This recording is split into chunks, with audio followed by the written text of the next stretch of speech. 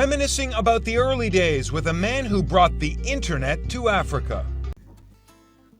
If you are watching or listening to this somewhere in Africa, then perhaps you should thank Nii Quaynor.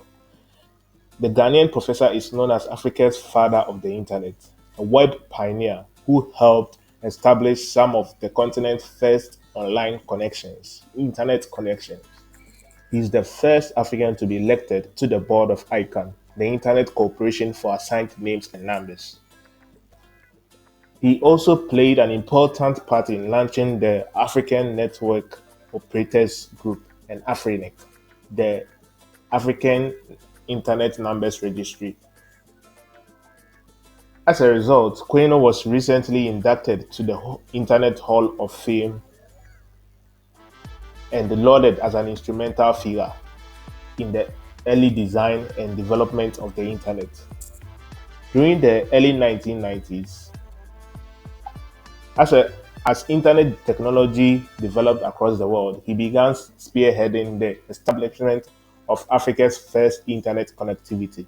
He did this through setting up key organizations, including the African Network Operators Group, as well as introducing value-added networks, SWIFT, global financial telecommunications, and other beginning commerce technology systems.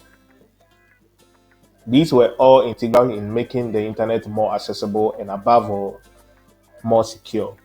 Inducted into the Internet Society's Hall of Fame in 2013, he joined World Wide Web pioneers such as John Postel, the father of the Internet Standard of Global Computing Protocols, and Robert Kahn, the inventor of the standardized IP website address language.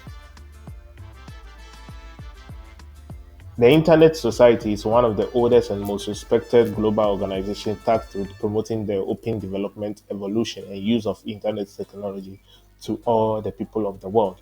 Quaynor won the 2007 Jonathan B. Postal Service Award for his work in putting Africa on the global Internet protocol standard, as well as for advancing connectivity, development, and more on the continent.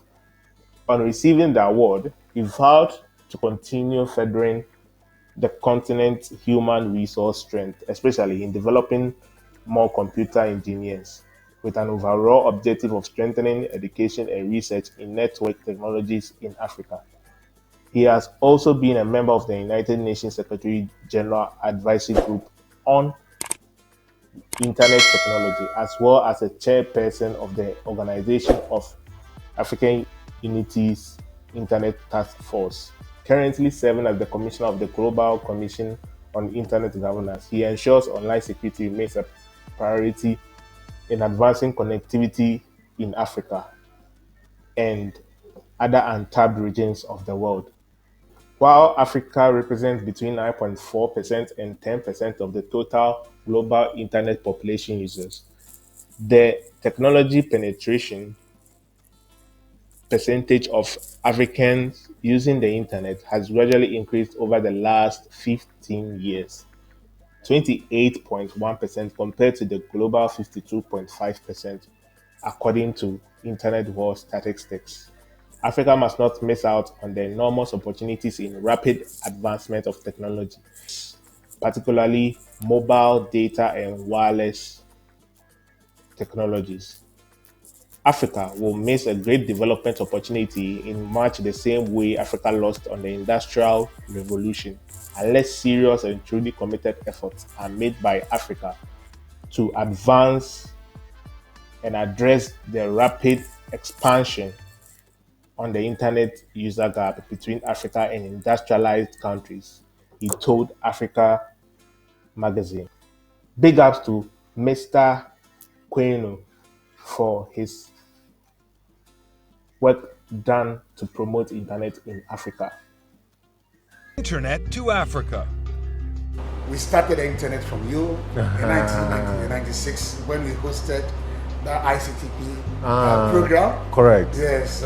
Old colleagues get together. Well, that was the first time, I can't remember, some people from Nigeria and all Zambia came over. here, and they said this is the first time we are seeing internet in Africa. They have heard about it, but they haven't seen it. This week on African Voices, we meet Ghanaian internet pioneer Professor Nii Quaynor.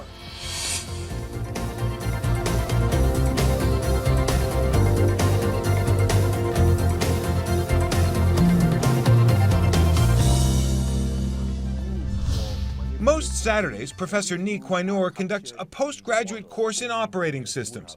Before lectures begin, he makes time to visit with some of the faculty. Actually, the one that I remember the most, rather, is when the solar eclipse came. You Oh, remember? yes. And we're tracking it all the way and sharing it with the international community. No, but that one was big. Yeah, that was big. That was big. I remember that vividly. Known to many as the father of the internet in Africa, Professor Quaynor is fairly comfortable with the title.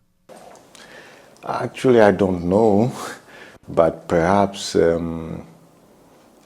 made a lot of effort to get my colleagues to understand and to participate and to begin to contribute to the internet.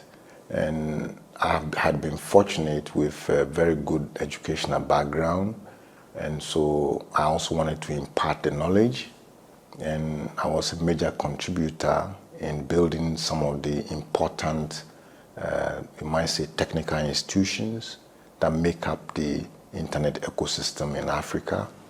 And in the process of doing that, a lot of people perhaps felt that my leadership was good for them, and they, you might say, gave me that kind of description. The journey started in 1969, when a young Quaynor left Ghana to study in the United States, doing an undergraduate degree at Dartmouth College in New Hampshire and getting his PhD from State University, New York. Okay, I'm one of the first to attain PhD in computer science, which I received in 1977. Now, that was about the time that a lot of the research work on the definition of this type of network was taking place, such as the ARPA network and so forth. And as a graduate student, I was exposed to these concepts. And so it was kind of sort of natural for me on my return to Ghana to engage in getting computers to speak to each other. And the method that we had was the TCP/IP, or the internet. And so we quickly moved in that direction, and I continued to do things on the internet. For a simple explanation of the internet, who better than Professor Quaynor to enlighten? Okay, you might say that the internet has perhaps three broad parts. It has a transmission portion, how you move the information on wire or in a wireless fashion. That's a transmission. Then it has the part that we classically refer to as the internet protocol part, which is how the pieces of information are organized to be sent across the transmission medium and then reformed at the end to deliver to whatever service that you are interested in. And then there's a portion of how information is organized to be presented to a user, which is the portion that we usually refer to as the web. The internet has become something of a global village, and Professor Quaynor says that was by design. Well, I think the people who thought of the internet in the beginning were thinking of it as so important that everyone should be part of it. It is indeed true at that time that Africa was not very active, yet they thought about Africa becoming active in the future. So they made certain kinds of decisions to reserve some place for Africa. So a lot more has more to do with the spirit of the pioneers in this area being conscious that the world is one and that we will all need to play at some point together, and things were defined in a holistic way. And that made it very possible for the latecomers like Africa to have a good place to participate in that unity. I think the pioneers were rather very unusual.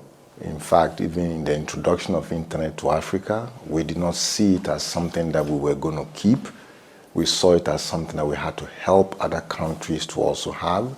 And that is the spirit that runs throughout. For example, when we got internet in Ghana, we did not stop there. We helped other countries in West Africa also have access to the same thing that we thought was so important, that can have a huge impact on the future of education and the economy and so forth. So we did not feel like keeping it for ourselves. We felt like if you don't have it, you'll fall behind. And so we went out in an evangelical way to try and convince people and help people. In fact, in some cases, we carried traffic for other countries, other operators in other countries. And that is just the spirit of the internet. There's only one